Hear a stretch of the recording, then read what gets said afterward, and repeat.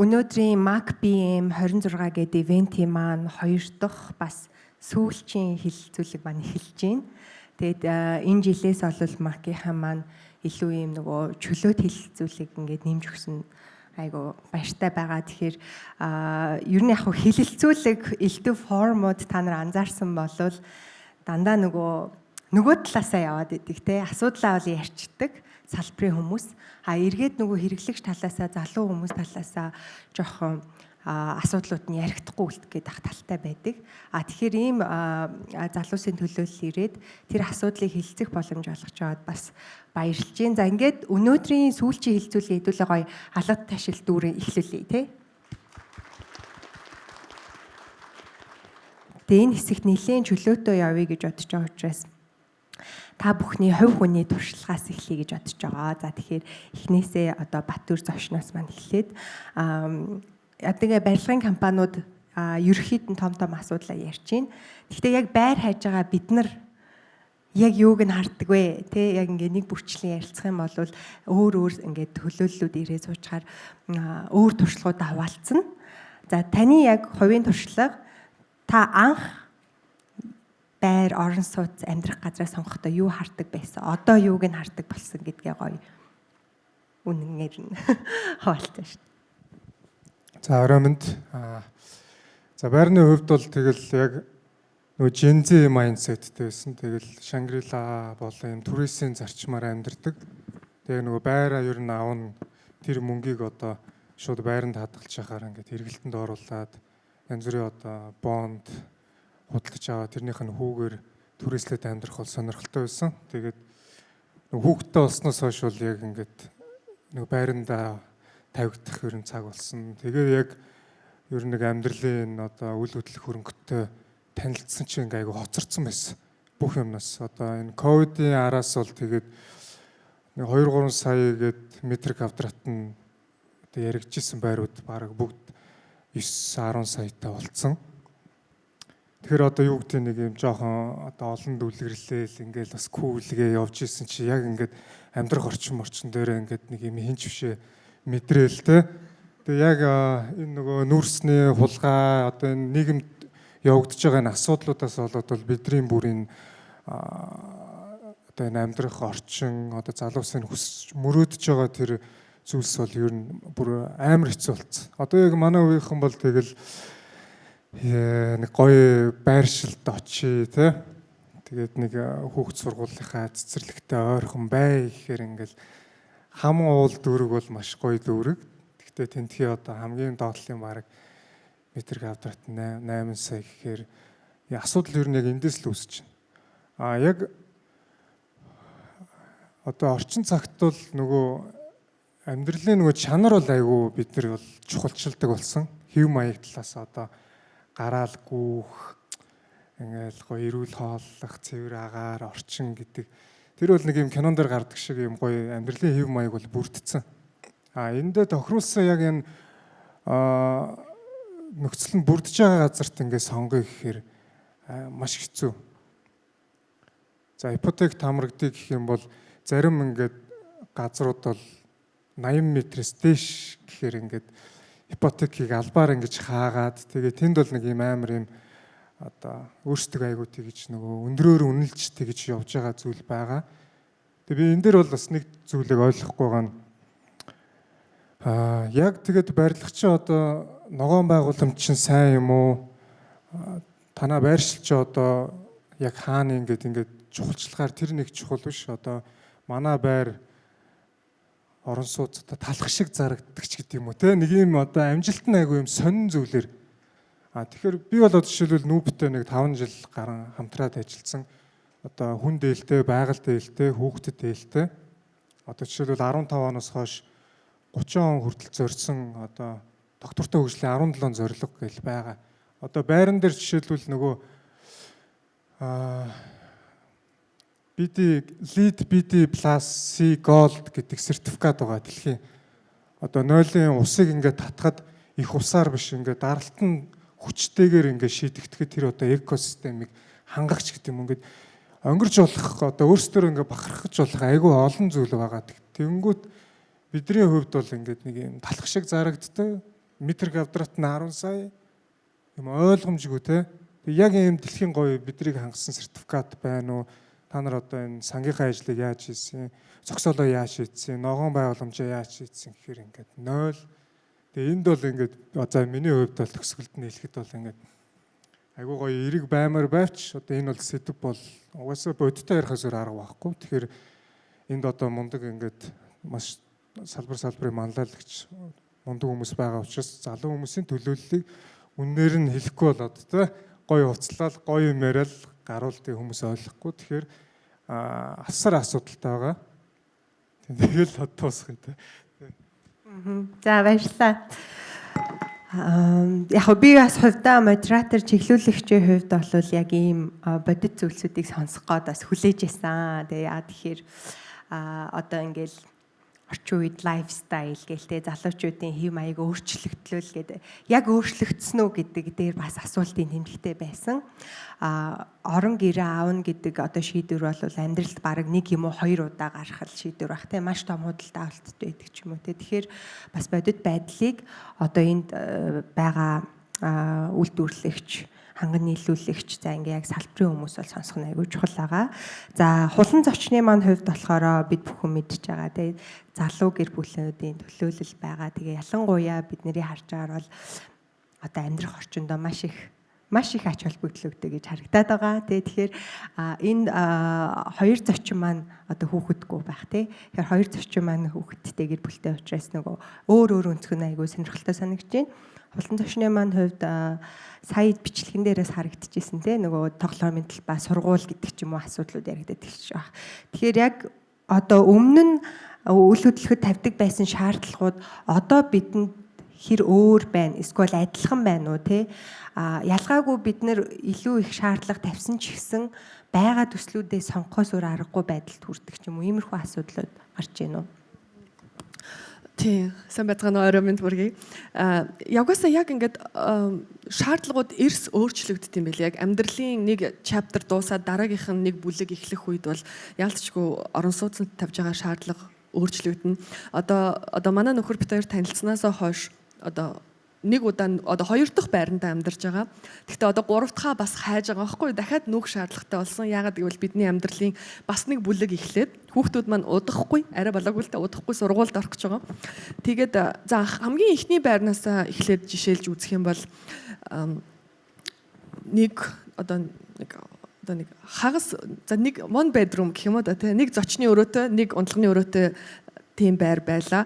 Тэгээд тухайн үедээ тэр бол ингээд залуу гэр бүлүүдэд зүгээр залуу үерхэж байгаа хосуудад л гээл та тий найз охин найз залуу хоёрт бол хамгийн тохиромжтой түрээс нь хямдхан метр квадрат нь жижигхэн тэгээд тэр байранда бит хоёр гэр бүл болоод анхныхаа хүүхдийг төрүүлээд тэгэнгүүт би яг ингээд шууд нүд нээгдсэн баггүй орон сууц гэдэг чинь хүний гэр гэдэг чинь ийм зүйлс нь байх хэрэгцээтэй байж иж хүн ингээд тухтай амьдрт юм биш те би одоо энэ байранд тухтай амьдрах боломжгүй болчлоо гэдгийг ойлгосон тэр нь жишээлбэл хүүхдийнхаа тэргийг түрээд хүүхдээ салхилуулах гад гарангуут орцонд одоо нэг том шаттай тэнгүүдээ хажууд нь ямар ч юм налуу одоо тэргээ түрээд ч юм уу эсвэл ямар нэгэн байдлаар хин нэгэн маань хөгжлийн бэрхшээлтэй боллоо гэж бодоход тэр хүн гэртээ орох боломжгүй тийм байдалтай болж байгаа жишээлбэл тэгээд манай найз өвдөд бид нэр түргэн дуудсан баггүй. Тэгээд өөрөө ингээд яг биеэр хөлөөрөө алхах боломжгүй түргэний насилкэн дээр суугаад явах хэрэгтэй болсон чинь лифтэнд одоо эмнэлгийн насилк багтахгүй байгаа байхгүй. Тиймэрхүү одоо ийм өдөр тутмын хүний амьдралын бүр хамгийн наад захын хэрэглээ байх ёстой зүйлсийг барилгын салбарынхан маань бас ингээд уул нь хардаг л байх те. Гэхдээ тэрийг яг хүн өөрөө туулахаараа илүү харж чаддаг болт юм байлээ. За тэгээ эхнийхээ байрнаас нүүгээд хоёр дахь одоо амьдардаг байрлалгаа бид нөөж ороход бол яг хөө сайхан сонголт сайхантай яг тухайн үед бол зогсоол сайн юм байна. Гоё сайхан зогсоолтой юм байна. Намуухан тайван орчинтой нялх нэрэ хүүхдүүд байхад айгүй боломжийн юм байна. Тэгээд цэвэр агаартай их сайхан одоо ногоон байгууламж сайтай юм байна гэж бодоод одоогийн амьдардаг байраа сонгосон.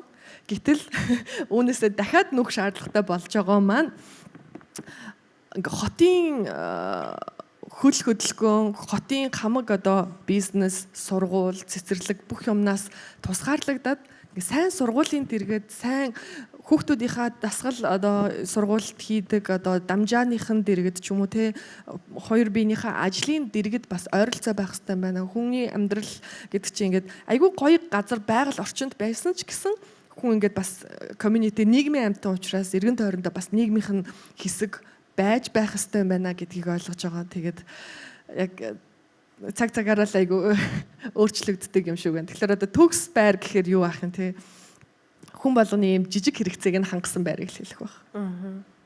Яг хөө ингээд сонсохоор нэг сургууль цэцэрлэгээ тойрол монголчууд амьдрах юм шиг л бас болчоод идэв те. За номин дээр зочны маань хувьд болохоор архитектор хүн байгаа. За мөн маргаад эрдэнэ зочны маань хувьд бол дархан хүн байгаа гэдээ одоо хариултууд нь бас сонирхолтой. Гэхдээ түүнээс өмнө одоо нөгөө хувь хүний туршлага яваад байгаа шүү дээ те. За байраа сонгохдоо яг чин үнэнчээр юуг нь хард юм бэ? Нэг саяхан яваад ирсэн шүү дээ нөгөө яармагт байдаг жинзинер те ингээд ажилдаа хоцорхосоо халшраад ингээд ажилласаа гарчлаа гэл ингээд тэр ингээд нийгмийг талцуулдаг ч юм уу те. Яг бодит байдал дээр юуг нь хард юм бэ? Би яг анхныхаа байрыг аваад амьдралдаа анх удаа одоо 2 жил болж байна. Тэгээ миний амьдралын бас хамгийн том амжилтуудын нэг бас үнэхээр одоо манай төрөө хулан хоёрын хэлж байгаа ингээд адил үнэхээр хэцүү юм бэлээ. Байр аавна гэдэг чинь минийх тэгээд үнэтэй цайтай гоё байр бас бишээ хуучин 9 давхрын байшин баггүй юу. Тэгээд хамгийн хэцүү, хамгийн их хичээсэн. Тэгээ бас сүултээ ингээ юуны төлөө байр авах гээд байгаа вэ гэдгээ мартлаа хичээн байж нэг байртаа болсон. Тэгээ одоо эргээ харахад та хоёрын яриаг сонсоод тэгээ бас түрүүний бичлэг байсан шүү дээ тийм. Бидний үнэхээр хүсдэг юм арай л дэндүү наазахын юмнууд. Тэ ногоон байгууламж цэцэг ургамал төр хүүхдүүд хүртэл тэрийг анзаарч штэ тэ гадаа анги гараад би тогломоор байна ногоон цэцэгтэй баймаар байна өвстэй баймаар эннээсээ бид нар бас ичих хэрэгтэй нэрээ ингээ наацахын юмыг нь бид нар өгч чадахгүй юм байна гэтээ зөндөө гой хотгонууд Улаанбаатар хотод баригдаж байгаа чанарын өндөр стандарттай гаднаа ногоон байгууламжтай үнэхээр энгийн ажиллаж байгаа хүнд бол тэр бол алсын мөрөөдөл бараг мөрөөдөөч хэрэггүй гэж бодогдмоор үнэтэй байдаг. Яг би бол хувьдаа байрыг бол айгүй өөр өнцгөөс хардаг л та. Би байраа бол яг орчингийн л харсан. Бас төлөвлөлтийг нь харахыг хичээдэг. Гэхдээ тэр бол айгүй privilege төлөвлөлт харж аавна гэдэг бол мэдээж би энгийн нэгэн хүмүүстэй адил би байршлыг харсан. Би үнийг нь харсан. Миний бажтанд байна уу? Би нэг авч чадах нь уу? Тэгээд дараа нь би доороо үйлчлэгээгүй байр авахыг хүссэн. Доороо би зогсоолгүй байр авахыг хүссэн. Тэр бол гэхдээ үнэхээр бас боломжгүй юм байна лээ. Би зогсоол нь бүр амар дургу. Бид нар машиндаа зориулж хот хийдэг юм шиг санагддаг. Машиндаа одоо энэ хүмүүсийн бас яриаг ингээд сонсоод зогсоол гэдэг. Би бол ямар ч зогсоолгүй л байранд амьдармаар байна. Өөрөө машинг болохоор бас тэгдэг гэж магадгүй л те. Гэтэ машин бол далдуур, холуур, нүднээс зайтай л хол байх хэрэгтэй юм шиг санагддаг. Тэгэхээр яг уу одоо ингээд айгүй хэцүү асуулт байна л та тий. Би байрыг юу харж авдаг вэ гэхээр яг үнэндээ би бажтандаа л тохируулж байгаа боломжоо л харж авна. Тэгээ энийг бас юу өөрчлөх хэрэгтэй вэ гэхээр бид нэр affordable housing гэдэг концепцийг ерөөсөө мартцсан. Нэг бол амар гачин бүр нэг арай л дэндүү нэрээ за амьдрж ин да гэмээр нэг байшингууд байна. Нөгөөх нь бүр алсын холуур тэгтээ гоё орчинтой тэр бидний хүсэж байгаа юмнууд байгаад идэг. Тэгтээ яг ийм дундуур нь биднэрт зориулсан ийм байрууд ерөөсөө хийхдэггүй байна, тийм концепт байхгүй байна, тийм төлөлт байхгүй байна гэдэг дээр айгүй харамсалтай санагддаг. Тэгээд бидний үеийнхэн бас илүү хийх болов уу гэж найдаж байгаа өөрсдөө зориулаад. За баярлалаа. Маш гоё хариуллаа. Маргаад эрдэнэ зочны маань хувьд бас та бүхэн хийдэг контентуудыг бас зөндөө үзчихсэн баха. За Монголд хуучин барилгууд болон тий архитектурын шийдэл, уран баримлууд зэргийг ингээд гоё educate хийгээд биднэрт таниулдаг. Гэхдээ мэдээж тийм байлаа гэд нэг тэгэл залуу хүн юм чи бас тэр эстетикийг хараал ч юм уу те ингээл явдаг гэсэн үг биш л байх л та. Зүгээр яг бодит байдал дээр бид нар залуусын туршлагыг сонсох гээд байгаа учраас таны хувийн туршлагаар та үл хөдлөх хөрөнгөө яг юун дээр тулгуурлаж сонгох вэ? Дээрээс нь яг энэ Улаанбаатар хотод баригдаад байгаа энэ олон төслүүд жоохон персона буюу ийм хэв маягийн ийм ижил төстэй ч юм уу те хоорондоо ялгархгүй байгаад байгаа зүйл ажиглагддсан юм уу яадаг бол. За орой минь намайг маргад ирнэ гэдэг. Тэгээд үннээ хэлэх хэрэгтэй. Гэж байгаа яг үннээ хэлэх хэрэгтэй. За би бол явж байсан эхний зүрх анзаараад байхад эхний байраа залуучууд нэг 20-25 насны хооронд худалдаж аваадах шиг байна. За ядаж 50% ч юм уу тий. Тэрнээс хойш бол нөгөө сонголт нараа өөрчлөгддөг юм уу тэр эдийн засгийн чадвар энэ дээшлээд ч юм уу явдаг баг. Гэхдээ хамгийн анхны орон сууцны худалдаа авалтыг бол угаасаа л мөнгөндөө л тааруулж байгаа шүү дээ. Ямар үнэтэй юм бэ?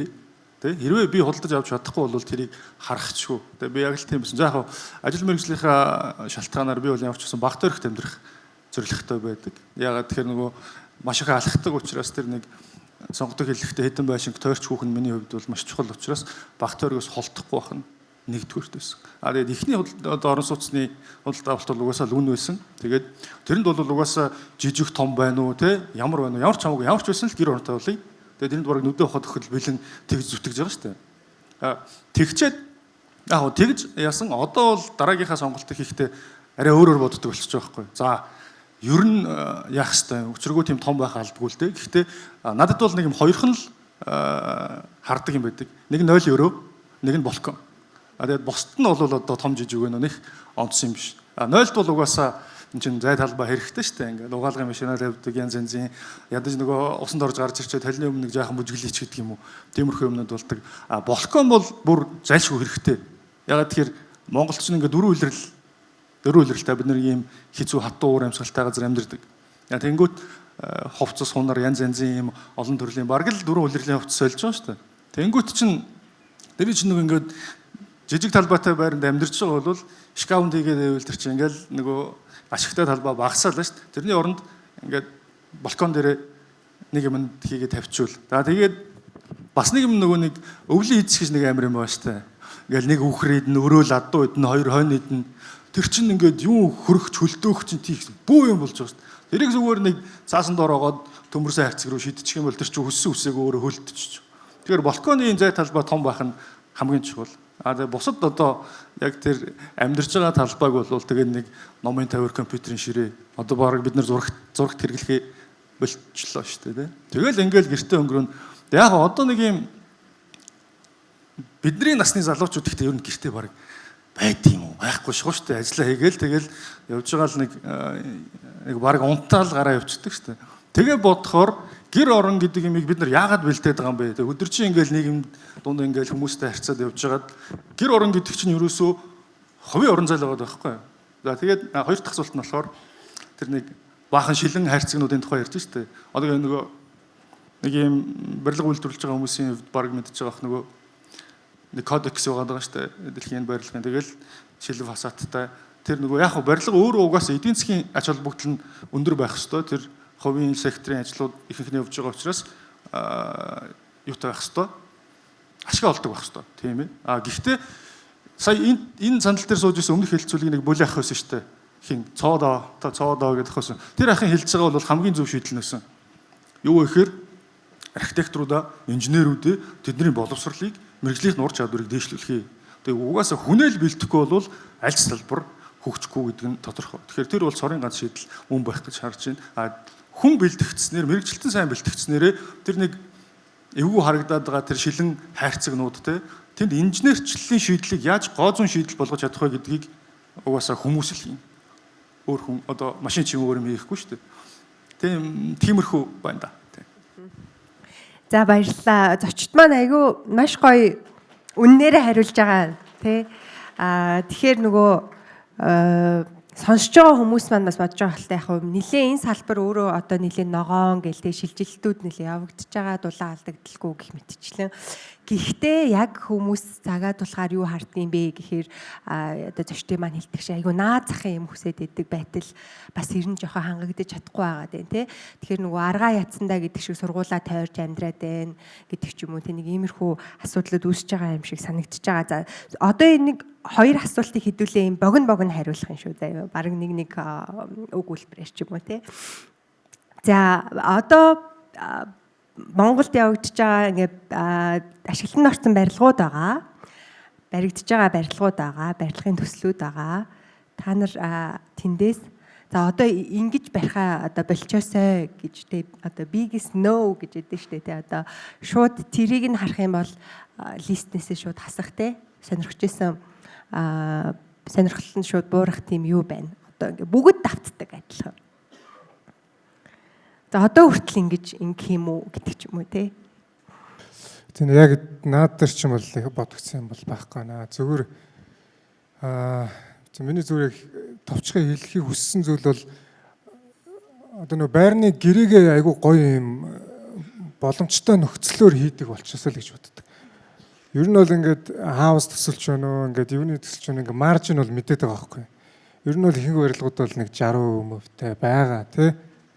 Тэгээ ингээд яаж бүтэж байгаа тэгээ яаж ингэж байгаа мэдчихэж байгаа. Тэгэхээр бас арай хитрхийн өндөр маржтай ингээд одоо бизнес одоо явагдаад байна. Тэгээд заавал одоо ипотек гэхээс гадна одоо юу гэдгийг тэр одоо хувь хүмүүстэй тулсан айгүй гоё нөхцөлийг бүрдүүлсэн нөгөө юм хоорондын тохиролцоо байж болно гэж боддог. Бид нар яагаад гэвэл айгүй цөөхүүлээ ингээд нэг улсын бас гоё ард иргэд те. Тэгэхээр за өмнөх ах нар ч гэсэн бас нэг юм эв нэгдэл гоё юм яриад байна шүү дээ. Одоо л яг нөгөө шийдвэр гаргах төвчний хүмүүс ч юм уу байхгүй л байна л та. Бид нар магадгүй бүр хамгийн ихэнд ингэ зовлонгоо ярих гэсэн юм шүү. Тэгээ яг хүмүүс ингэ олон байхад. Тэгээ миний зүгээс бол тэр нэг юм гэрээ хилцээрийн төвшин яг ингээд 100% төлөлт хийн мэн шиг бас тийм байгаа байхгүй. Одоо маа тэр 100% төлөөл одоо авахгүй бол байхгүй гэл ингээд чи одоо нэг 100% төлбөл 6 саяыг хасч өгөөч гэж байна шүү дээ. Тий. Тэгэхээр яг ингээд гоё юм ярьж эхлүүлж байгаа энэ ивентийг зохион байгуулж байгаа одоо энэ яг энэ салбарын манлайлагч нөлөө бүхий одоо магадгүй энэ макийн одоо ерөнхийлөгчд байвал одоо энэ санаачлагыг гаргаа. За хэдүүлээ ер нь нэг юм төсөл хэрэгжүүлээд энд магадгүй дипломот хэдэн оноогоос дээш тэр салбартаа тийм медаль магадгүй юм зүгээр үлгэрийн юм хийсэн ч болно шүү дээ. Тийм гоё онц сурлагатай хөлтийг шагнадаг шиг үндснийхээ нэг энэ залуу ингээд гоё хорооллоос хаанаас чи яарамгаас гарч ирсэн ингээд нөхрийг гоё төвд амьдруулах боломжоор хангаад ч юм уу. За мөнгөтэй нэг 3-400 саяыг бүтээсэн нөхрийг бол за наатахар чи одоо ингээд нэг тэдийн нөгөөд нэг график төлөлт хий. Гэхдээ тэр нэг жил биш 5 жил 10 жил бүр нэг юм нэг гоё юм нэг хамаатны ах шиг ингээд нэг юм гоё гэрээ хийж би бол болно л гэж бодож байна. Би бол одоо энэ яг ийм төвшний нөхөр байсан бол би бол нэр амар зангарахтай хандна ингээл ерөөсөө хандуу чи ингэс та чамааг би ингээ тэргээл хэвчээ. За олон зочны манай. Яг миний хувьд яг нэг барилгын онцлог бол биш яг тэр яг барилгатай холбоотой ч магадгүй л дээ нөө интерьерийн шийдлүүд нь бас бүгдээр яг нэг адилхан болцсон. Нөө загварын байруудаар явхаар ч гэсэн яг адилхан нэг төрлийн галтгоотой тэгээд тэр зурагтын артлын рек мэг бүгдээрээ яг айлууд бүгдтэй чигтэй адилхан болцсон.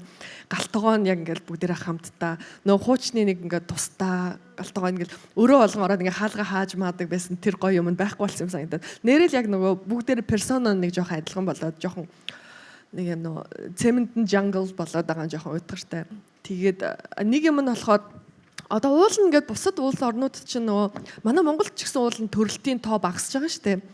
Тэгсэн хэрнээ бусад улс орнууд болохоор тэрийг ингээд ягаад тэрэндээ барилгын салбар нь ингээд дасан зохицоод гэх юм уу адилхан хөгжөөд ингээд нэг хүн хоёр хүн амьдрах боломжтой байрнууд айгүй их сонголтууд гарч ирдэг болсон санагдаж байгаа хгүй. Улаанбаатарт хараад үзэхээр бид нар ингээд хүсэж сонирхож байгаа хотхнууд маань мэдээж маш гоёороо зөндөө байгаа. Айгүй гоё орчинтой супер хотхнууд тэгэд ингээд очиод үзэхээр дандаа ингээд метр квадрат нь 150-аас эхэлдэг. Тэгээд дээшээ ингээд хязгааргүй айгүй том тэгээд тийм том байранд хідүүлээ амьдраад байдیں۔ Тэ. За дээдл дөрүүлээ эхнэр нөхөр 2-3 хүүхэдтэйг л амьдрна үстэй. Бүр ингээд эмээ өвөө ах их чамаадны ах нар ирж амьдрахгүй үстэй тэр том байранд чам. Тэгэхээр бас нөгөө affordable хүртээмжтэй байдал бас илүү багасдаг юм шиг санагддаг. Тэгээд гоё хотхнууд барьж байгаа бол жирийн сайхан 3 өрөө 2 өрөө байраа бас оруулж өгвөл гоё хотхонд ч гэсэндээ бас ингээ хөөрхөн байрандаа амьдрмаар санагддаг. Баярлалаа. Номин дээр зочны маань хувьд болохоор юу хаасан штэ. Зогсоолын асуудал бол их зогсоолтой байвал бол нөө гэдгийгсэн тий. Тэрнээс өөрөөр ер нь залуу хүмүүс юу хараад шууд болчдөг юм болоо тий. Ерөнхийд нь томоор нь би бас ер нь санаанууд бас давхцж гин бодож исэн юмнууд бас ингээд нэрээ тийм шүү гээд гэхдээ бас томоор нь энэ хотхнууд яг нэг хэв яг нэг фасадны материал ашиглаж байшингаа барихаа болоосаа энэ Улаанбаатар хот чинь Солонгос ч юм уу Хятад ч юм уу юу ч биш ямар ч характергүй өнгө үзэмжгүй өөрийн гэсэн ондоошилгүй Монгол ч юм уу биш ч юм уу нэг ийм хот болоод байгаад айгүй харамсдаг яг нэг хэвэл ашиглаад байгаа байхгүй барилгыг бетон цутгал хийхдэд хэвийг айгүй хэцүү байдгийг ойлгож байгаа л тоо гэхдээ хангалттай мөнгө хийж байгаа нь ч гэсэн харагдаж байгаа энэ барилгын концепцэндөө төлөлтөндөө өнгө үзэмжиндээ бас ингээд характер оруулаад нэг утга оруулаад одоо хулангийн хэлдэг бас яг үнэн баггүй бүх өрөөнүүд бүх төлөлтүүд яг ижилхэн ямар ч сонголт хийх нэг амар сонгоод ах юм байхгүй түрүүн ямар юм юу бодож сонгодог вэ гэхээр нэг сонголт байхгүй бүгд яг ижилхэн зүгээр л үнийн ялгаатай л байрууд байршлын ялгаатай л байрууд тэгэхээр энэ сонголт гэдэг юмн дээр бас төлөлт талаас анхаараач энэ хотод бас айгүй чухал үүрэг гүйцэтгэж байгаа хотын 70-80% нь орон сууцнууд айгүй том өөрчлөлтийг авчирдаг. Ингээл нэг өөр газраар явахгүй байж байгаа гинт явангууд амар олон барилга орсон. Тэр хав танигдхаа болчдөг шүү дээ. Тэгэхээр тэр талаасаа бас айгүй бодож бас би худалдан авагч энэ дээр яг зөрөгтэй сонголт хийдэг байгаасаа тий. Би ийм юмыг эсэргүүцэж байна. Би ингэж тий одоо түрүүний конкрет жангл амьдрмааргүй байна. Бүх барилга яг ижилхэн хөнгөн цагаан үлгэмэл фасад баймааргүй шүү дээ тий. Нэг юм одоо хуучны социалистийн барилгуудыг харахаар өөр мозаиктай характертай барилгууд байдаг шүү дээ. Монгол хийцлээ оруулсан, Монгол философитой. Тэгээ одоо яагаад энийгээ ингээ бүр алдсан нэг юм солонгос болоод байгаа юм бэ гэдэгт айгүй харамсдаг. Тэгээ энэ дээр яг зөрөгтэй үгүй би ийм байр сонгохгүй гэж хийхийн тулд бид нар ялчгүй өөрсдөө мөнгөтэй л авах хэрэгтэй болох гээд байна л да. Тэгэл ялчгүй л тэгэл авч байгаа л болоод байна л да. За марган зочны манд баярлалаа. Марган зочны маань хувьд болохоор одоо сая яг номи маань хэлж ин тэ Монгол характер байхгүй байна гэд. Тэгээ бодохоор ер нь баг Монгол характер гэдэг нь юу юм бол гэж баг бодож ин тэ. Одоо барилгатаа юу ямар байх юм бол Монгол характертай байх уу гэдэг ч юм уу тэ. Одоо хуучны барилгуудаа нураагаа дуусч ин. Мэдээж одоо англи шиг ч юм уу Европ шиг ч юм уу болохгүй байх. Гэхдээ яавал юу арай жоохон одоо шинэ төслүүдэд ядаж жоохон мессеж өгөө л та тий. Нэг жоохон ингээчээ гээд сайн номыг хэлдэг шиг. Шалгахал хэрэгтэй байгаа юм. Яг монголчуудын эртний монголчуудаас гэж хэлэх юм бол нэг хот байгуулалт архитектурынх нь дөрвөн бүлэг хувааж үзэж болох гэдэг байхгүй. Хөнөөгийн үе, эзэнт гүрний үе, олногийн үе, олон өргөгдсөн Монгол улс гэдэг бас богднат үе. Тэгээд бүгд найрамдах монголоор дуусгал ингээд нэг тэгээд дараа нь одоо бидний энэ үе болчиход байгаа шүү дээ. Тэгээд үзэхээр аль хэсэгт нь яг үнэхээр монголчуудын хот төлөвлөлт явж исэн. Эсвэл бусад хэсэгт нь одоо ерөнхийдөө л нэг юм гадны нөлөө энтхийг төвд Хятад тэгэл Оросоос ч юм уу Европоос ч юм уу соёлын нөлөөнүүд ороод ирсэн байгаа шүү дээ. Тэгэхээр бид нар одоо Лүнчэн дээр ч юм уу төшөглөөд тэн дээр ямар одоо монголчуудын тэр язгуур хот байгуулж исэн анхны санаа сэтэл нь юу байсан бэ гэдэг дээр маш сайн судалгаа хийгээд тэрийгэ өнөөдөр бидний энэ амьдарч байгаа цаг үед хүчнэтэй байна уу? Тэ? Тэр одоо хот төлөвлөлтийн арга нь өнөөдөр ингэ ажиллах юм уу гэдгийг шалгаж үзэх хэрэгтэй. Хэрвээ болж ивэл сайн байна те. Тэрийг ингэж ашиглаад одоо Улаанбаатар дээр бол ашиглах боломж хэд өвт байх юм мэдэхгүй байна. Гэхдээ өөр газар ингэж тэрэнд нь ингэж хүмүүс тасаад явах юм бол болж юм баярлалаа. Тэрийг ашиглаад явъя. Хэрвээ болохгүй бол одоо яах ёстой юм? Гадны соёлын нөлөөгөөр орж ирсэн энэ архитектурын хот байгуулалтын шийдлүүдийг аваад үргэлжлүүлээд гэхдээ илүү сайжруулад явах нь зөв. За цаг баг дуусч байгаа. Одоо сүүлийн асуулт гэсэн үг л дээ. Одоо ингээд 45 минут аягүй хурдан дуусчдаг. Сүүлийн асуулт бидний сэдв шинэ үеийн амьдрах орчин гэдэг байгаа тий. Тэгэхээр та бүхнээсээ ижилхэн асуулт асууя. Шинэ үеийн амьдрах орчин гэж цаашид юу руу шилжих болоо, юу хүсэж байгаа юм болоо. Одоо Баатар зочин маань хэлсэн шүү дээ. Ядчил одоо тэр усны хэмнэлттэй тэр бочгийг дардаг, ус нь даралт бахтай гоождаг ч юм уу. Ийм наад захын ийм зүйлсүүдийг нэвтрүүлчих хэлдэг гэдэг ч юм уу. Бидэрт гой сонголт өгөлтөө гэдэг шиг шинэ үеийн амьдрах орчин ямар байвал зүгээр вэ? Ямар байхыг хүсэж гин вэ гэдгийг та бүхэн маань өөрсдийнхоороо. За зовлонгоо ярьсан тий. Одоо мөрөөдөл. За яг миний хүсэл бол яг л бүх юм нэг дор төвлөрсөн байх л одоо цэцэрлэг сургууль ойрхон спорт комплекстэй одоо резиденс маань офистай байж болно, үйлчлэгээний газартай байж болно. Гол нь энийг маш зөв ингээд менежменттэй шийдсэн байвал би одоо гэрийнхээ тэр хавцаа ер нь ингээд амьдрмаар байна. Ер нь нэх одоо өөр газар руу ингээд шилжиж яваад тахгүй. Найз нөхдөд ирээд дуудчихна.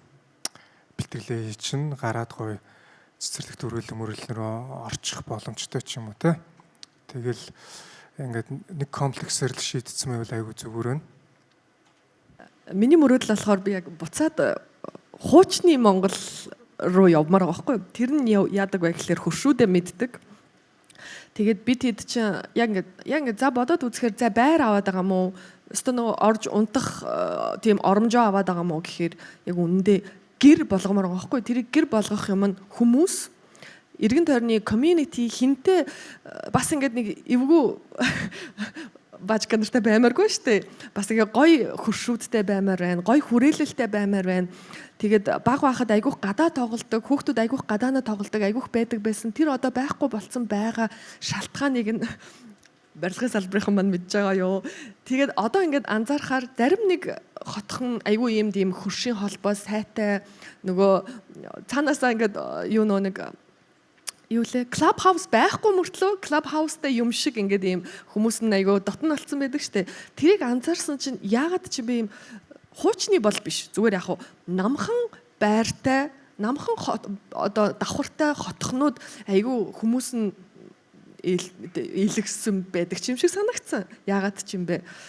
Тэгээд одоо бол ирээдүй бол яг тэгэж юм бүгдээрээ гоё бие биентэйгээ хамт байдаг клуб хаус шиг байдаг тийм юу хүсэж байна. Түрүүний асуултан дээр би нэрээ нөгөө нэг таад офицеруудын тийшээ цаашаа явж хахад байдаг нэг юм дали байрыг мэдхүү нэг юм одоо би түрүүний ярьсан шиг юм бүгдээрээ адилхан фасадтай биш. Ягав тэ.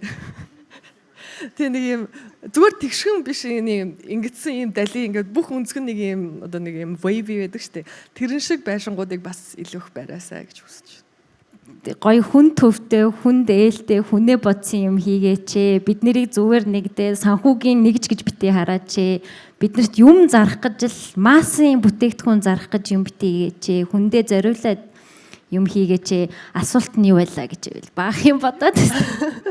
Шинэ үеийн амьдрах орчин тий. Би нэг юм хальт товчхон нэг жишээ гоё дурдмаар санагдчихлаа түрэн бодожаад 2016 онд архитектуруудын нэг Оскар шиг шагнал байдیں۔ Pritzker Awards гэдэг. Тэрний шагналыг авсан нэг архитектор байдаг. Тэр хүн Мексик улсад байх гэж санаад байна. Community housing хийсэн байхгүй юу? Хямдхан, нэлээд affordable. Тэгээ тэр яаж айгүй хямдхан болсон бэ гэхээр хагас байшингууд хүмүүс санал болгосон. Тэгэхээр одоо нэг 10-ыг харьцан 10 талбай байгаа. Гэхдээ бид нар талыг нь л барья, тал байшин гэж нь л заръя. Үлдсэн талыг нь та боломжоор таны санхүү сайжрахаар та өөрөө бариарай гэдэг ийм опшнтой. Тэгээ тэр зөвшөөрөл нь байгаа. Тэг ингээм амар хөрхэн ийм гурвалжин дээвэртэй байшин мөртлөө тал нь л байгаа. Тэг хүмүүс ингээд аяанда хүн айгүй өөрмсийг ханддаг байхгүй өөрийнхөө юмд. Тэг айгүй гой ингээ фасадтай, өөрийн гэсэн характертай, өөрийн өнгө үзэмжээрээ тэр ингээд хотхон ингээ янз бүр болоод байсан байхгүй. Үлдсэн талынхаа янз бүрээр бариад өөрсдийнхөө. Тэгээд ингээд хүмүүс ч айгүй өөрийнхөө амьдралын хэм маягт зориулж засан штэ тий. Надад илүү том балкон хэрэгтэй юм байна. Надад илүү том талбай хэрэгтэй, том унтлагын өрөө хэрэгтэй юм байна. Хувцсны шүүгээ минь айгүй том байвал надад гоё. Тэгээ бүгд өөрсдийнхөө өргөжлүүлж барьсан байгаа юм. Тал барилгын мөнгө төлж авалталж авангуудаа. Тэгээ тэр ингээд амар гоё дараа нь та бас Google-тэй тараарай. Тэр хотхон ингээд бүр амар олон өнгөтэй, олон амьдрал харуулсан тийм хотхон болж хувирж байгаа. Тэгэхээр биднэрт бас эрх чөлөөг өгөөч те бид нар амьдрах орчингоо бас өөрөө бүрдүүлмээр байгаа ч юм билүү.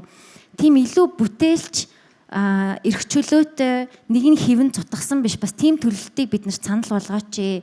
Тийм архитекторуудыг бас ажилуулаач гэж одоо хүсэж байна. Бас төрөгийн хэлдэг шиг яг шийдвэр гаргах хүмүүс нь байхгүй байж магадгүй. Тэгэхээр ингээд тараагаарай.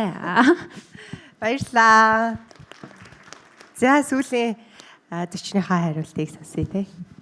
Яг би болохоор яг ажил мэргэжлийнхаа талаас ч гэсэн одоо тэрний төлөө явж байгаа учраас энэ хотыг улсыг дараагийнхаа үед яаж яриа айтайхан болгож үлдээх вэ гэдэг тал дээр илүү санаа зовдгийг. Тэгэхээр нөгөө айтайхан сайхан хоттой болохын тулд гудамжуудыг хамгийн түрүү сайхан болгох хэрэгтэй. Тэр бол хамгийн зөв шийдэл болдог. Тэгэхээр зүгээр ингээд хүмүүс хол амьдрдаг байж болно. Тэгээ хүний амьдралын нөхцөл байдал ямар ч үеж болно. Хол алхдаг, хол явдаг, ажилласаа нааш цаашаа гэдэг ч юм уу. Гэхдээ тэр явах зам нь өөрөө ингээл нэг уцаа шагаагаал газар ширтээд явахаар биш те. Зүгээр ингээд гудамж талбайгаа хараад тэндээсээ таашаал аваад тийш нэг болон руу хараад климакс те. Өөр нэг юм руу хараад бүр гоё таашаал гээд явдаг хэмжээнд зөвхөн барилгыг биш зүгээр төлөвлөлтийн тэр чигээр нь хотын өөрийн нэг жаахан гоц үедээ болгоод өгчих юм бол энэ одоо бараг 100-ны 1000-ны ч юм уу хамгийн сайн ажил болж үлдэх байхаа. За баярлалаа. Бүгдээрээ алга ташээ. Одоо өнөөдрийн Батөр зочны маань хэлгээр энэ хэлэлцүүлэг ихэнд байх хэрэгтэй байсан байна. Тэ магадгүй тэгээ хойноос нь нөгөө салбарын маань хүмүүс маань асуудлаа ярьсан бол бас яг ингээд дараалал зөв байх байсан байх гэж би бас бодлоо. Гэхдээ энэ ивент бол зөвхөн энд байгаа сонсож байгаа хүмүүсээр хязгаарлагдахгүй те. Цаашид би бол бүх барилга барихаар төлөвлөж байгаа төслүүд, ханган нийлүүлэгчид, бусад оролцогч компаниуд энэ хэлэлцүүлгийг үзээсэй гэж бодож байна. Контент хэлбэрээр нь. Тэгэхээр ингээд янз бүрийн өнцөг гарч ирдэм байна. Тэгээд ийм аль болох ингээд ярих боломж олддггүй. Тэгээ энэ тайзан дээр бидрийг ийм ярих боломжоор хангасан магийнхандаа баярлалаа. Тэгээд маш удаан сонсож өгсөн сонирхолтой хэлэлцүүлгийн маань бүр сонирхолтой болгож өгсөн та бүхэндээ баярлалаа. Зочдтой бүгдэнд нь баярлалаа.